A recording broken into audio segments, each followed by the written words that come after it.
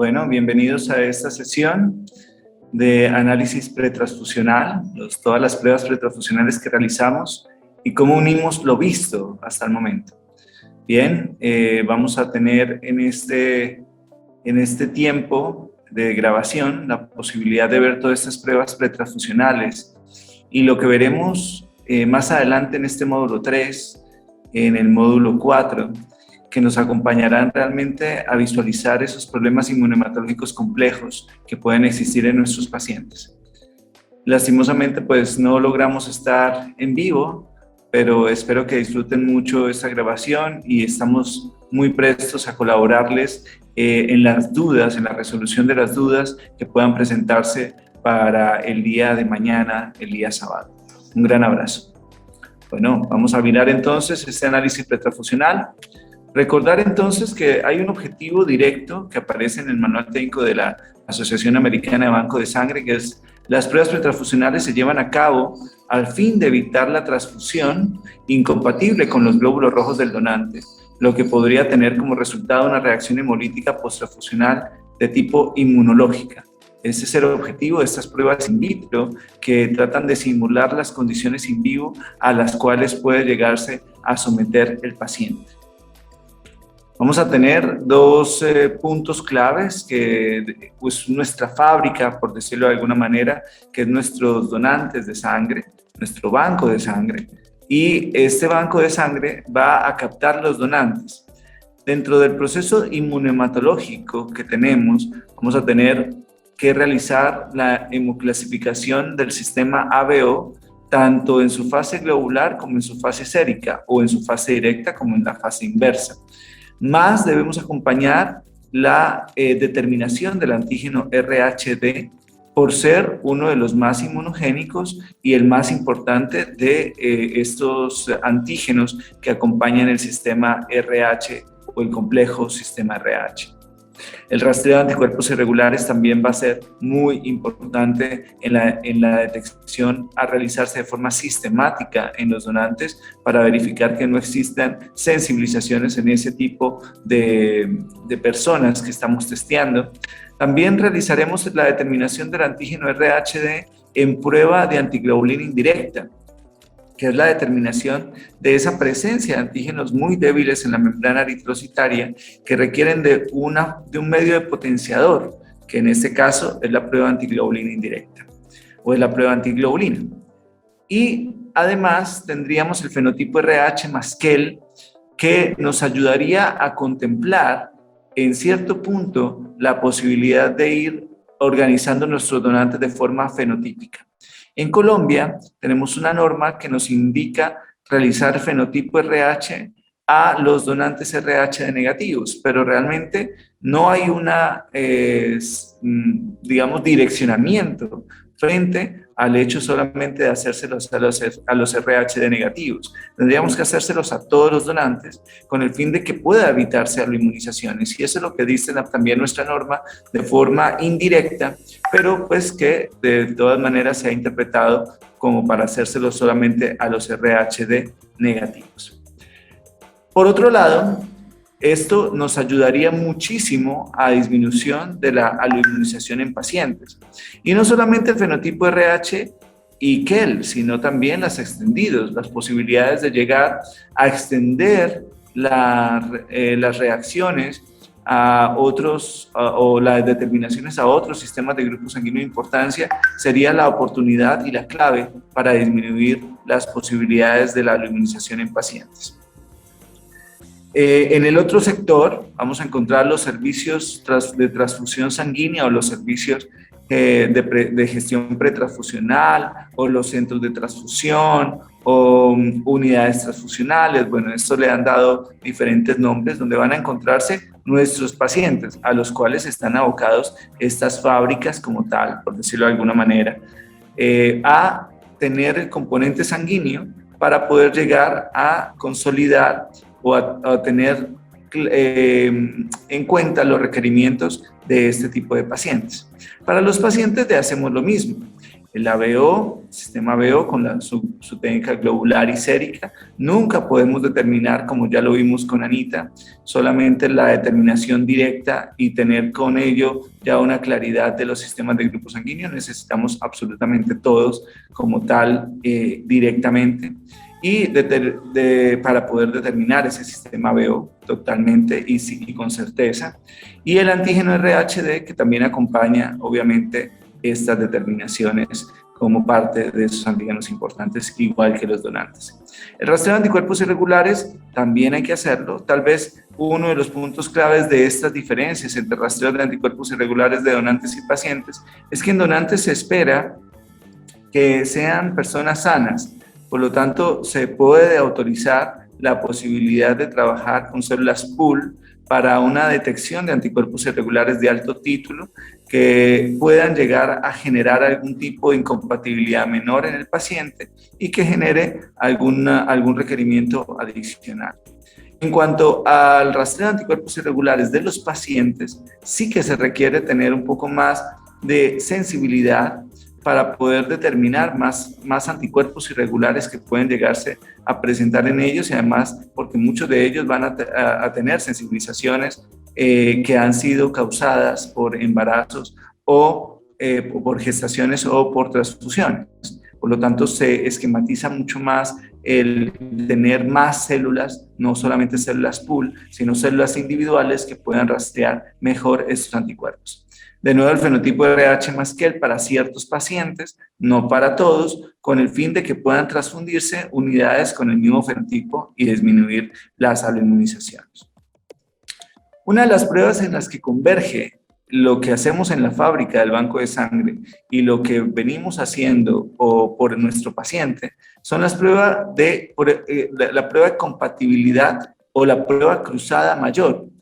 Las pruebas de compatibilidad, al fin de cuentas, son todas las que hemos hecho. Estamos tratando de buscar o clarificar qué tan compatible es este donante con este paciente.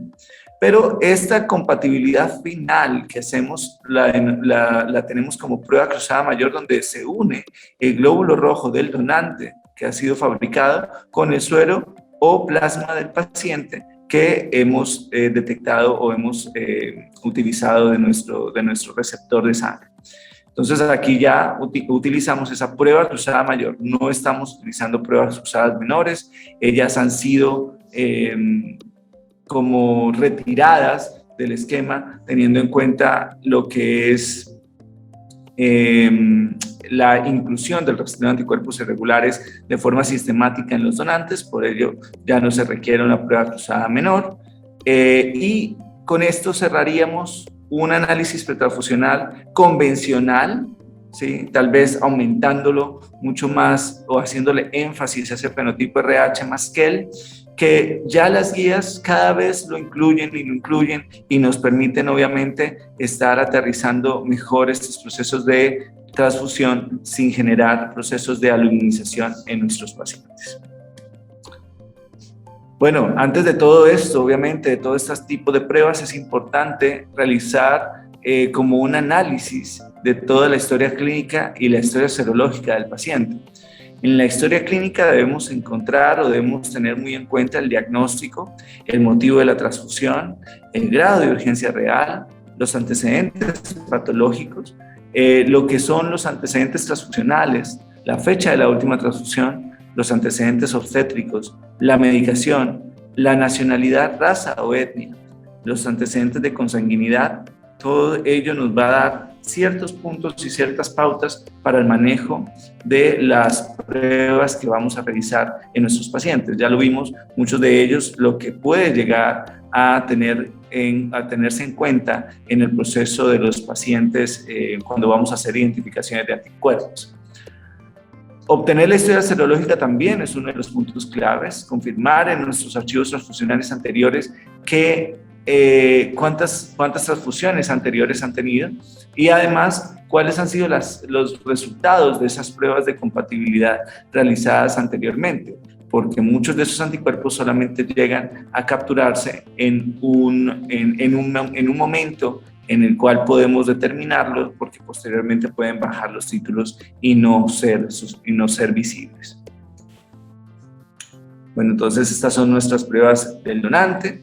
Como les dije, la determinación del grupo ABO con directa globular o inversa o sérica, inversa y sérica, la determinación del antígeno RHD, el rastreo de anticuerpos irregulares o inesperados, la determinación del antígeno RHD en prueba antiglobulina indirecta solo para los donantes RHD negativos, el fenotipo RH más que en los donantes RH negativos que los que hay en la norma colombiana, pero con la finalidad obviamente de que esto pueda llegar a ser mucho más sostenible en el caso de los donantes RHD positivos y sobre todo encasillando la posibilidad de que estos fenotipos tengan 1 o 2 máximo determinaciones y puedan quedar en el sistema de información como parte del manejo de ese tipo de pruebas y posteriormente incorporarlas en el sello de calidad del componente. Para el receptor lo mismo, incluimos obviamente la prueba cruzada mayor, donde ya incorporamos lo que es la muestra del donante con el plasma del paciente. Y aquí quitamos definitivamente lo que es la detección de ese antígeno RHD que se estructura de forma débil o que se manifiesta de forma débil, porque no lo requerimos realmente, no requerimos en ningún momento este tipo de estructura. Ahora bien, ya vimos todo este punto de la hemoclasificación ABO, la búsqueda de los antígenos eritrocitarios del sistema, la tipificación directa e inversa para el sistema ABO con estos anticuerpos irregulares que tiene, resolver las discrepancias, que es muy importante realizarlo antes de validar el resultado o liberar el resultado que tenemos. Esto ya lo hemos visto muy de cerca, muy de frente con la conferencia que dio Anita, entonces no vamos a centrarnos en este punto. Definitivamente, pues las reglas de compatibilidad son importantes. Si presento antígenos A en la membrana eritrocitaria, voy a tener anticuerpos anti-B. Si presento antígenos B en la membrana eritrocitaria, voy a presentar anticuerpos anti-A. Si presento antígenos A y B en la membrana eritrocitaria, voy a presentar no voy a presentar anticuerpos ni anti-A ni anti-B. Si no presento antígenos A o B en la membrana eritrocitaria, voy a tener anticuerpos anti-A y anti-B. Y de esa forma, pues empezamos a jugar con los donantes universales, los receptores universales, tanto de glóbulos rojos como de plasma, y las reglas de compatibilidad que podemos tener. Que estas reglas, pues ya las hemos aprendido, pero tenemos que continuar dando mucho énfasis en ellas, sobre todo para nuestros médicos, para que nos permitan tener opciones distintas al isogrupo o opciones distintas, sobre todo al grupo O, que se piensa que con él todo se soluciona en cuestiones de glóbulos. Entonces es importante tener claro y poder explicar esto a nuestros facultativos. Estas reglas de compatibilidad, por lo menos en nuestra norma colombiana, en una guía de decisiones rápidas que se tiene de parte del Instituto Nacional de Salud, ahí hablan acerca de ciertos procesos de compatibilidad, donde se dan las primeras, segundas, terceras o cuartas opciones de acuerdo a si son glóbulos rojos, si son plasma fresco congelado o si son plaquetas, que es muy similar a lo que ocurre con el plasma fresco congelado. Esa es de pronto la opción que tenemos en cuanto a este tipo de componentes transfundidos. En la hemoclasificación RHD, como lo vimos también en este caso con Paulita, pues también es importante tener claro las diferencias entre los antisueros monoclonales, policlonales, la utilización de los clones que se tienen en esos antisueros, las pruebas confirmatorias en CUMS, la misma biología molecular que nos permite llegar a determinar ciertas características de esos antígenos que nos permitan visualizar si son de débiles o de parciales, o si estamos en fenotipos de él, que son opciones obviamente que nos permiten tomar decisiones distintas, pero que requieren de ese punto molecular que a veces no todos tenemos la posibilidad de llegar a tener. Ahora, la determinación normal va a ser con estos antisueros, haciendo mucho más énfasis en la determinación de antígenos débiles, que tengan alguna expresión débiles en los donantes y haciendo menos énfasis en los antígenos que puedan encontrarse de forma débiles en pacientes. Ahí están las categorías de débiles, de parciales de él, donde tenemos el de negativo como primera medida, todas las variantes que puedan existir en cuanto al antígeno D se refiere, y lo que es el de positivo normal que se espera. Entonces, esto es como una transición en este proceso. Aquí están todas las mutaciones que se pueden encontrar en cuanto a estas variantes, y pues ya vimos todos los mecanismos moleculares que pueden representar tanto el de débil como el de parcial, como el mismo de él. Las guías, pues hay diferentes guías de acuerdo a la población que estemos analizando. Como les digo, hay que ser mucho más exhaustivo en el manejo de lo que es la determinación del antígeno D en donantes, como lo dice también en la Portaria de Brasil, como lo dice la IBV en los estándares de la IBV, como lo dice también las guías británicas. Todos ellos convergen en la necesidad de ser exhaustivos, de buscar más allá de esa reacción directa en el paciente, en el donante. Y en el paciente, pues es algo diferente, no se requiere tanta determinaciones. Tal vez si queremos ser más exhaustivos, tendremos que ir a una evaluación molecular que nos permita determinar si existe un antígeno, un fenotipo de débil o un fenotipo de parcial, y tomar decisiones sobre lo que es la literatura y la bibliografía y la experiencia de los centros de referencia y de los científicos, donde se hablan acerca de que muchos de estos de débiles, sí, que son la mayoría de los de débiles que aparecen en la población caucásica, no se sensibilizan. Entonces estamos hablando de los de débiles tipo 1, 2, 3, 4.0, que son algunos de ellos ya determinados claramente por las evidencias científicas de que no tienen sensibilización. En nuestra norma habla lo mismo, la resolución 901 de 1996, norma colombiana, donde habla acerca de buscar realmente más allá de la técnica normal de la determinación del antígeno D, determinar la variante DU, que es como se llamaba en esa época. Hoy realmente es confirmación de ese antígeno D, y además nos indicaba o nos indica el hecho de realizar el fenotipo. Pero miren cómo hemos interpretado la norma a nuestro parecer. Dice, se deberá determinar el fenotipo del sistema RH en todas las personas RH negativas, y se recomienda, o sea, el deberá es lo que se está haciendo en Colombia. La recomendación es lo que se pierde en Colombia, porque de aquí esa recomendación tiene una finalidad completa, que es la disminuir procesos de aluminización. Y las personas que se aluminizan no solamente son los RH negativos, sino que también son los individuos RH positivos. Por lo tanto, este esquema nos está diciendo sobre nuestra norma de 1996, que no ha tenido ningún cambio hasta el momento, que requiere o que se requiere realmente la inclusión del fenotipo también en los donantes RH positivos. Entonces hay que tomar algunas como opciones, como sugerencias, para que no tenga que hacerse repetidamente el fenotipo RH en todos los individuos, sobre todo cuando tenemos donantes voluntarios, altruistas, repetitivos, fieles al banco de sangre que se tiene. O si hay un sistema de información de forma nacional, pues utilizarlo para poder llegar a consolidar ese tipo de información. En pacientes realmente en ningún momento requiere el tema de de determinar más RH como tal, o hacer alguna aclaración adicional en cuanto a la determinación del antígeno D. Bueno, en la rastreo de anticuerpos irregulares, ya como lo vimos también con Paulita, esta va a ser una detección de anticuerpos irregulares en el suero de pacientes y donantes.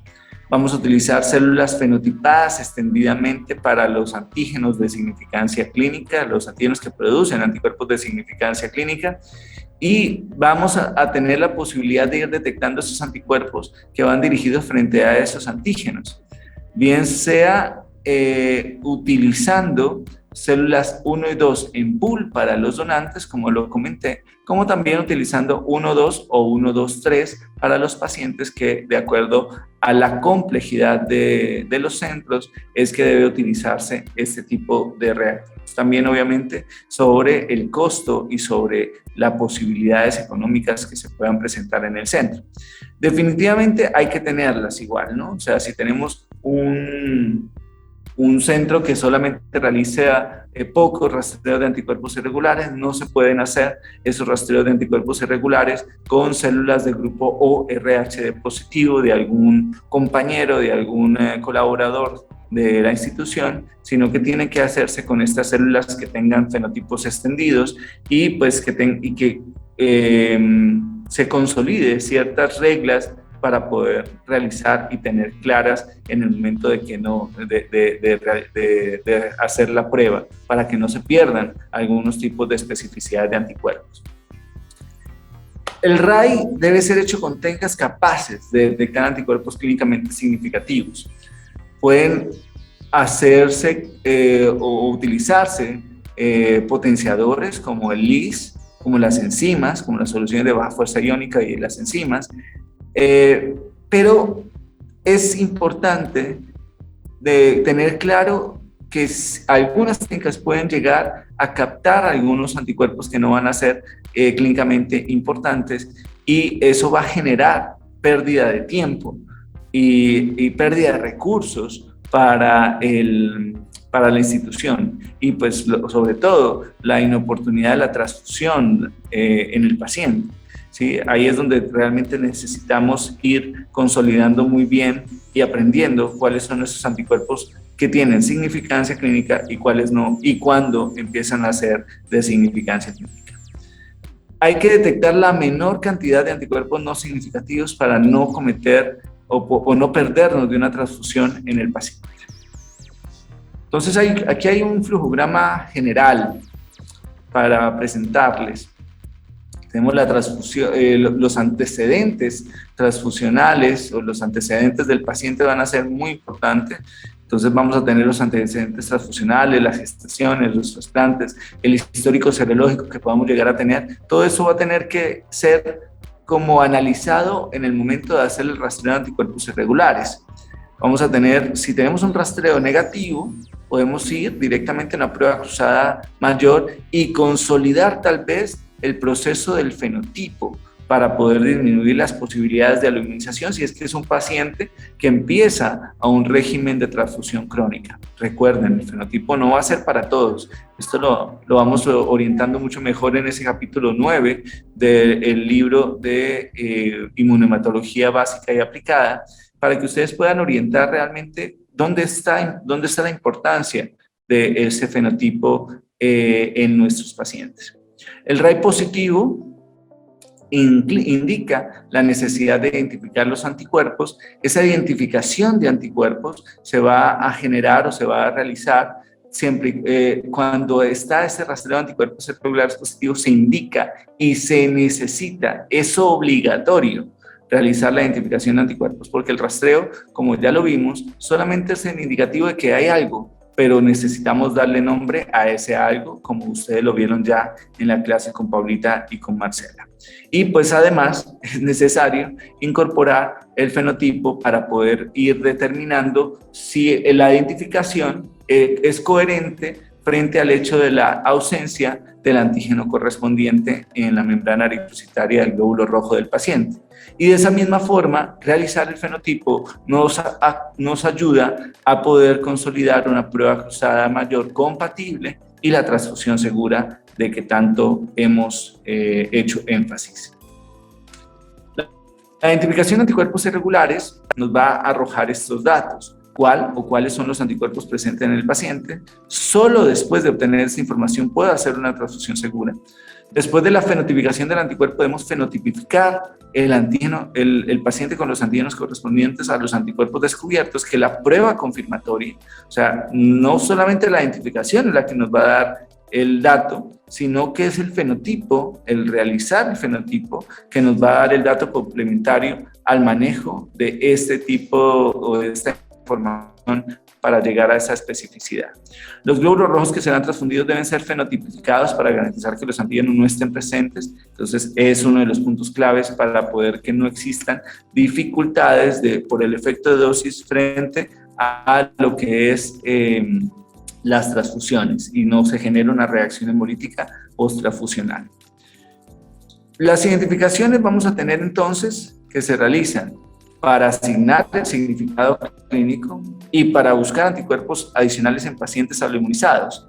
Y esto está dirigido sobre todo a los anticuerpos de significancia clínica que generan la destrucción o la aceleración de esa destrucción de los hematíes portadores del correspondiente antígeno en el paciente que fue transfundido, y los que obligan a transfundir al feto y al recién nacido en el caso de enfermedad hemolítica del feto y del recién nacido. Esta destrucción, como ya lo hemos conocido, pues se hace de los dos tipos, por tipo intravascular, con lo que es la activación de la cascada de complemento, o con la hemólisis extravascular, generalmente producida por anticuerpos de clase IgG o opsonizantes. Esta tabla también es importante, donde nos indica cuáles son los anticuerpos de significado clínico siempre, cuáles son los anticuerpos que reaccionan solamente o que son significativos solamente si reaccionan a 37 grados Celsius, y es una prueba que debemos llegar a tener claro que reaccionen a ese punto. Los significativos algunas veces, ¿sí?, como estos que se representan, que algunos sistemas de grupo sanguíneo que no son tan reconocidos, hoy ustedes lo reconocen porque vimos casi 1 a 1, y los clínicamente benignos, que realmente no tienen o hay una evidencia clara de que no existe un proceso hemolítico con ellos. Bien, entonces estos son algunos de los puntos claves en el manejo de esta identificación de anticuerpos. El autocontrol, otra de las pruebas que a veces hacemos de forma cotidiana en nuestros pacientes, y a forma rutinaria tal vez, y ya lo vieron también con Paulita y con Marcela, donde el autocontrol realmente lo hacemos de forma rutinaria, tenemos un resultado, pero no tenemos claridad de qué hacer con ese resultado. Se lo entregamos a veces al médico, pero el médico no tiene consideraciones claras de qué hacer con ese resultado en el paciente, si hay un rastreo negativo, si hay unas pruebas cruzadas compatibles y hay un autocontrol positivo, y empezamos a tener un poco de caos.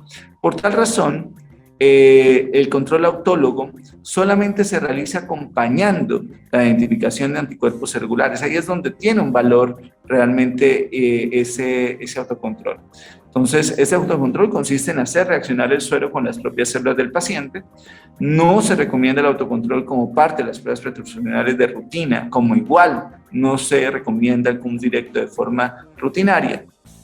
Y lo que les decía, que ese autocontrol es de valor cuando se lleva a cabo en la identificación, acompañando el proceso de identificación de anticuerpos. Se debe realizar la prueba de CUMS directo si el autocontrol resulta positivo.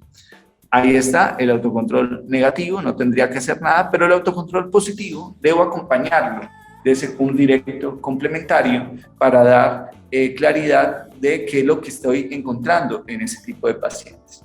Las consideraciones van a ser si son autoanticuerpos, anticuerpos contra droga, reacciones serológicas como las reacciones hemolíticas post-transfusionales tardías, y ahí es donde nos va a dar la utilidad de diferenciar esas panaglutininas calientes de esos anticuerpos contra antígenos de alta prevalencia, si es que tenemos esos procesos de panaglutinación completa, que es lo que vamos a ver en el módulo 3. Entonces el autocontrol tiene sus consideraciones, pero siempre y cuando se acompañe de la identificación de anticuerpo y podamos realizar un buen análisis con ese autocontrol acompañando esa identificación. Dentro de la prueba cruzada mayor, pues está la prueba cruzada que a veces le generamos como la mayor prueba que va a asegurar esa transfusión sanguínea en el paciente. Y realmente no es eso. La prueba cruzada mayor ha sido cambiada en el tiempo por pruebas cruzadas electrónicas, por pruebas salinas, pruebas inmediatas, pero aún así nosotros seguimos dándole una prioridad sobre muchas otras pruebas de compatibilidad que tienen mayor mayor valoración en la seguridad transfusional. La mayor valoración de la seguridad transfusional la tiene el sistema o la hemoclasificación del sistema ABO. Es la primera. Sí, estamos hablando casi del 99% haciendo buena hemoclasificación. El rastreo de anticuerpos irregulares nos da el 0.5 y la prueba cruzada mayor nos da el 0.05, o sea, el 99.55 tendríamos en total y la prueba cruzada es el 0.05% de seguridad transfusional. Por lo tanto, no es la prueba final, no es la prueba reina de las compatibilidades como a veces queremos hacerla notar, sino que tiene sus inconvenientes grandes y esos inconvenientes tenemos que reconocerlos, bueno, no inconvenientes, sino limitaciones realmente, debemos reconocerlos para poder tener claro que pueden existir algunos efectos en nuestros pacientes. Bien, pueden haber anticuerpos en niveles detectables, como también pueden haber anticuerpos en niveles indetectables que no generen la posibilidad de que se puedan visualizar en esa prueba cruzada mayor. Por lo tanto, es importante anunciar que la compatibilidad en la prueba no garantiza la sobrevida de esos glóbulos rojos y lo único que garantiza es el proceso de fenotipificación y por lo menos orientar el hecho de transfundir unidades fenotipo compatible lo más extendidamente posible entre el paciente y el donante. Cuando hablo de lo más extendidamente posible, en la mayoría de ocasiones estamos hablando solamente de RH y KEL. Entonces, la prueba cruzada mayor en el donante debe realizarse igual antes de realizar esta prueba cruzada mayor, una reclasificación del sistema de grupo sanguíneo ABO y RHD. Esto lo pueden hacer con antisueros en lámina para poder determinar por última vez ese grupo sanguíneo ABO que ya hemos determinado con mucha certeza en las técnicas o en las pruebas anteriores. Por lo tanto, acá tenemos la prueba cruzada mayor. De nuevo, los antecedentes son muy importantes: transfusión, gestaciones, trasplante histórico. Vamos a tener, si hay antecedentes, entonces vamos a poder realizar la prueba cruzada mayor en antiglobulina humana. Si no hay antecedentes, pues podemos hacer prueba cruzada computarizada o electrónica, prueba cruzada por centrifugación inmediata. Estas dos son técnicas o pruebas que nos ayudan a no tener que ir a fase antiglobulínica, pero requieren que no exista antecedentes y que no exista un rastreo de anticuerpos irregulares positivo para poder llegar a consolidarlas como una de las técnicas, como técnicas complementarias. Ya poco a poco se han ido implementando este tipo de recursos, ¿sí? Obviamente en Europa, en Estados Unidos, muchos años nos llevan de delantera sobre estas técnicas complementarias. Sin embargo, ya sabemos que en Perú lo hacen, en Colombia lo están haciendo. O sea, tenemos ya ciertas instituciones que se han dado la tarea de consolidar estas pruebas de acuerdo a los antecedentes de que cada uno tenga de sus pacientes. Bien, ahora, cuando ya tenemos un antecedente, necesitamos seguir definitivamente a la antiglobulina y si nos da un rastreo, una prueba cruzada positiva, aunque exista el rastreo negativo, nos indica la característica de ir o la necesidad de ir a identificar el anticuerpo acompañado del autocontrol y obviamente en el punto de fenotipo. Volvemos al proceso de identificación de anticuerpos. Si ya la prueba cruzada compatible o negativa, pues podemos ir a la transfusión. Pruebas cruzadas con unidades glóbulos rojos con fenotipo negativo para el anticuerpo identificado. Ese sería el punto para llegar a transfundir siempre y cuando lleguemos a la especificidad del anticuerpo. Hay unas guías que nos consideran obviamente la implementación de esas pruebas cruzadas electrónicas, muchas de ellas validadas por sistemas informáticos, ¿sí? Que están en cada uno de nuestros países, que nos apoyan realmente a tomar decisiones claves en el manejo de este tipo como de herramienta para poder compatibilizar a nuestros pacientes, pero siempre y cuando tengan la claridad de que el manejo se está presentando con unos datos históricos muy acertados. ¿sí? Conociendo muy bien a nuestros pacientes, porque parte de los problemas que se ven, y pues obviamente que no están exentos esos problemas, es la falta de información de muchos de los pacientes a los cuales atendemos y que no le conocemos una historia transfusional, no le conocemos una historia gestacional, y eso nos permite o nos genera un caos. Otro de los puntos claves es el fenotipo RH+QEL, como ya lo hablamos también en su momento, que nos indica el requerimiento de realizarlo no solamente para cuando ya el paciente está sensibilizado, no de forma reactiva, sino que también nos podría ayudar muchísimo en forma profiláctica para disminuir procesos de aluminización, tanto en pacientes candidatos a transfusión crónica como a mujeres en edad gestacional y niños, que puede ser un apoyo realmente en el manejo de los procesos de aluminización. Ahora bien, esto es uno de los puntos claves que tenemos que evaluar para poder llegar poco a poco a este nivel, ojalá un nivel 3, que nos permitiera a algunos donantes, para hacer un programa de fenotipicación de donantes de forma sistemática y aportando obviamente datos claves en el manejo de la información de esos donantes para remitirlos en el momento que se requiera su transfusión en pacientes que tengan este tipo de anticuerpos. Entonces, son algunos de los puntos claves en el manejo de la seguridad transfusional. No podemos hacérselo a todos, la economía no nos da, tenemos que ir poco a poco, pero es algo que tenemos que comenzar haciéndolo sistemáticamente a esos donantes repetitivos, altruistas, fieles, voluntarios, que nos permitan llegar a consolidar esos datos. El fenotipado empleado también, obviamente ya esto incluye otros sistemas de grupo sanguíneo de importancia clínica, pero también lo mismo, comenzar por RH-QEL, posteriormente pasar a otros sistemas de grupo sanguíneo de importancia, determinados obviamente para ciertos casos en pacientes, y en los donantes ojalá pudiese hacer de forma secuencial la inclusión de cada uno de estos fenotipos. Para ello también está este protocolo, que es el protocolo del Banco de Sangre Tejidos de Cataluña, donde da las recomendaciones para la transfusión de hematíes de fenotipo compatible, buscando pacientes que realmente puedan ser beneficiados por este fenotipo. ¿Sí? Entonces están los pacientes afectados por hemoglobinopatías estructurales, drepanocitosis, talasemia mayores, anemia plástica, anemia hemolítica autoinmune, síndromes mielodisplasticos, que pueden llegar a requerir no la transfusión solamente de ABO compatible o RHD o antígeno RHD, sino del fenotipo RH completo, del QEL, del KIT, del DAFI y del sistema MNS, sobre todo de los antígenos S mayúscula y S minúscula.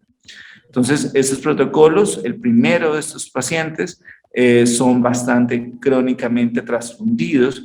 Entonces, requiere ciertas consideraciones de acuerdo a las prioridades y la inmunogenicidad de cada uno de esos antígenos. Entonces, aquí está el orden de prioridad de acuerdo a lo que vamos teniendo también en nuestro almacén, en nuestra nevera, si tenemos o no estas unidades fenotipadas o qué podemos llegar a presentarle al paciente de antígenos que él de pronto no posea y que puedan llegar a ser menos inmunogénicos para la formación de esos anticuerpos que otros. Este es el orden de prioridad que se da, siendo el más inmunogénico el D, seguido por el QEL, seguido por el KIT-A, el E mayúscula, el C minúscula, el E minúscula, el DAFI-A, el C mayúscula, el S mayúscula, el S minúscula, el DAFI-B y el KIT-B. Por lo tanto, si yo tengo un paciente que no tiene el antígeno E mayúscula, pero la unidad presenta el antígeno en mayúscula, pues no es muy recomendable porque vamos a tener la posibilidad de ser muy inmunogénico. Pero si el paciente no presenta el antígeno KIT-B, ojo, y tampoco presenta el anticuerpo, ¿no? Porque no es el hecho de que no presente el antígeno, pero sí presente el anticuerpo. Si el anticuerpo ya está presente, tenemos que garantizar que la unidad no exhiba el antígeno. Pero si el anticuerpo no está presente, pues podemos llegar a pensar que podemos transfundir una unidad con antígeno KIT-B en un paciente que no tiene el antígeno por su baja inmunogenicidad, de acuerdo a estas tablas de inmunogenicidad que se conocen, que son estas que les presento acá. Estas son las tablas. Aquí está la tabla de inmunogenicidad con el kit B de último. Bien, por eso se hace este orden de prioridad. Otro de los pacientes que se pueden llegar a presentar, o el segundo grupo de pacientes que tiene el protocolo del BST, es los pacientes afectados por procesos oncohematológicos diferentes a los anteriores. Entonces están las leucemias agudas o crónicas, el mieloma múltiple, que son algunos de los casos en los cuales se requiere no un fenotipo tan extendido como los primeros, sino sobre todo RH y el antígeno K. Y el tercer grupo son las pacientes de sexo femenino hasta los 50 años de edad que tienen esa expectativa obstétrica y que nos permiten llegar a determinar o requerir algunos fenotipos, tanto de RH y KEL, para la transfusión en esas gestantes, en esas mujeres, para disminuir los problemas de la enfermedad hemolítica del feto y del recién nacido, por anti-D, por anti-C minúscula, por anti-KEL, que son algunos de los casos. Las pruebas complementarias que pueden llegar a estar dentro de este análisis pretransfusional son el CUM directo, que son esa búsqueda de anticuerpos fijados a los glóbulos rojos del paciente, in vivo, y que realmente tiene una consideración clara cuando hay una sospecha de hemólisis. Antes no lo tiene. El resultado del CUM directo ayuda a probar algo o indica algo que debemos detectar, pero tiene que estar acompañado con los demás paraclínicos de hemólisis para determinar realmente su utilidad. Si no se determina esa utilidad de realizar el CUM directo o la prueba antiglobulina directa, pues realmente no es requerido de forma rutinaria, al igual que lo que ocurre con el autocontrol. Otras pruebas como tal, como ya lo vimos, incluyendo en ese análisis de algunos anticuerpos, las pruebas enzimáticas, sí, que van a tener ciertas ventajas, ciertos inconvenientes, dependiendo obviamente de la enzima que se esté utilizando, pero tenemos que encontrar la utilidad, tenemos que encontrar o conocer, mejor dicho, estas ventajas y estos inconvenientes para darle la utilidad real a las mismas, porque nos acompañan en el proceso de ese análisis pretransfusional y llegar a conclusiones de anticuerpos irregulares que tal vez con la técnica de antiglobulina no lo tengamos. Las pruebas complementarias también pueden ser los reactivos químicos. Tenemos muchos reactivos químicos que nos ayudan y nos aportan muchísimo a la especificidad de anticuerpos, como lo es el litiotrelitol, el 2-mercaptetanol, el AET, la cloroquina, ¿sí? Nos permite también la tripsina, la alfa-quimiotripsina, la neurominidasa. O sea, muchos reactivos químicos que complementan el apoyo clave en el manejo de llegar a especificidades poco comunes de anticuerpos irregulares en nuestros pacientes. Ese es el punto clave en el manejo de estos reactivos químicos, que es difícil a veces, obviamente, tenerlos en nuestra rutina, pero que parte del manejo de los centros de referencia debe ser incluirlos en su catálogo de pruebas como tal. También existen las pruebas de inhibición, ¿sí? Que muchos de ellos se utilizan ciertos fluidos corporales como saliva, orina, plasma, que nos ayudan y nos aportan muchísimo a conocer realmente las especificidades que pueden llegar a ser inhibidas por la adición de este tipo de líquidos o de fluidos. Entonces, esto también nos ayuda a determinar ciertas especificidades que claramente es difícil a veces detectarlas en la fase antiglobulínica y que nos permite confirmarse claramente en el manejo con estas pruebas de inhibición. Las pruebas complementarias, como la absorción, sí, pues obviamente son parte del manejo de lo que vamos a ver a continuación en este módulo, en el módulo 3, que nos apoyan muchísimo a la determinación de múltiples anticuerpos en la identificación, como también la remoción del autoanticuerpo, como la remoción de anticuerpos no deseados, como la confirmación de la presencia de antígenos específicos, como la confirmación de la especificidad de un anticuerpo, siempre hablando de absorción con D, ¿sí? No absorción con B, como lo ven ustedes acá. Hay una gran diferencia entre lo que ocurre con nuestros anticuerpos, que van a estar de esta manera solamente fijadas a la membrana y no incorporados a la membrana o sumergidos sobre la membrana. Entonces, por eso hablamos de adsorción con D. Y podemos hacerlo de forma autóloga o halogénica, que igual lo veremos en las clases más adelante.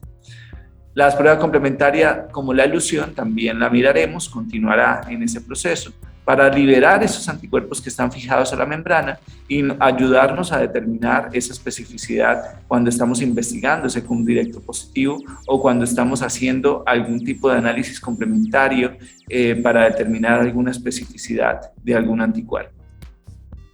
Pruebas complementarias o moleculares, que nos explicará con más detenimiento Paulita en las sesiones anteriores, donde realmente se da una alternativa al paciente que ha sido transfundido y se realiza mediante esa PCR y esa como análisis molecular que se genera para poder determinar y ser complementario a esas técnicas serológicas. Ahora bien, vamos a unos casos prácticos rápidamente. Este es nuestro cielo inmunohematológico al que estamos acostumbrados. Tenemos una hemoclasificación sin discrepancia, un RH sin discrepancia, un rastreo de anticuerpos irregulares negativo, una prueba cruzada mayor compatible, la unidad está lista para transfundir, el cielo inmunohematológico total, que es el que vivimos.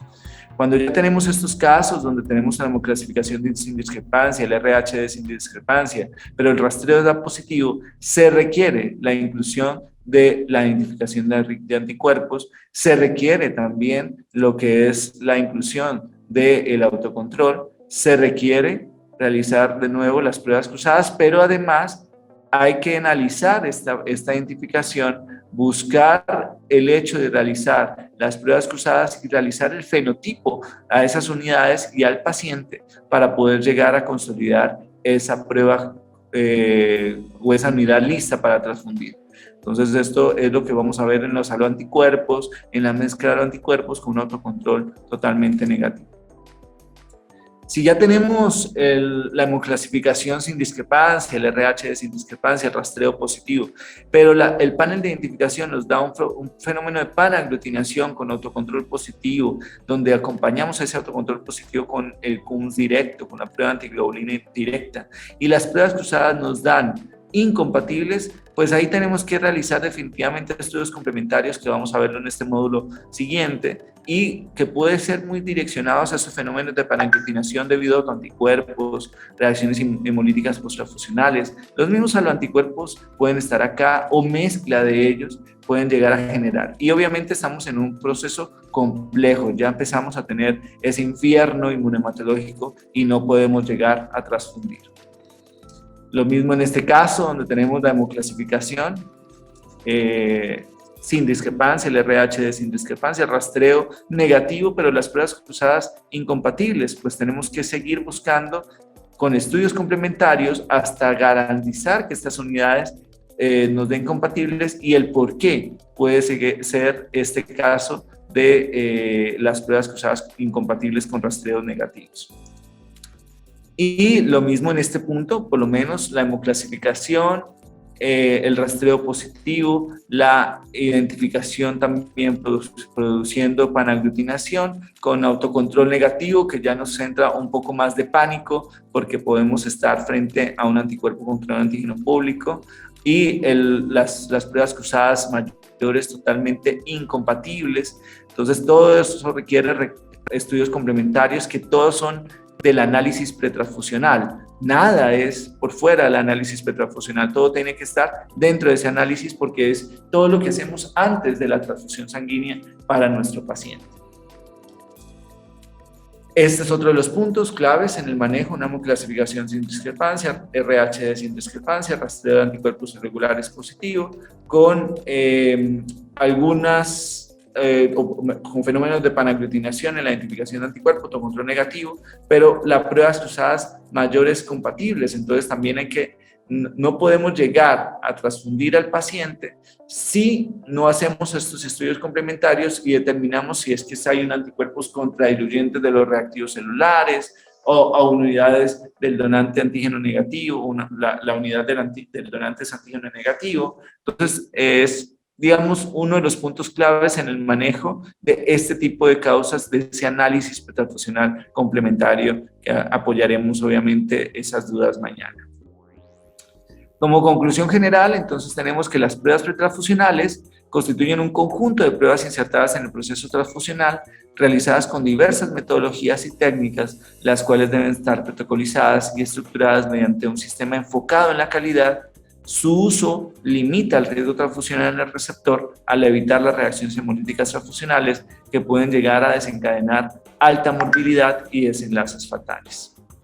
Bueno, colegas, con esto terminamos esta sesión, se nos alargó un poquito.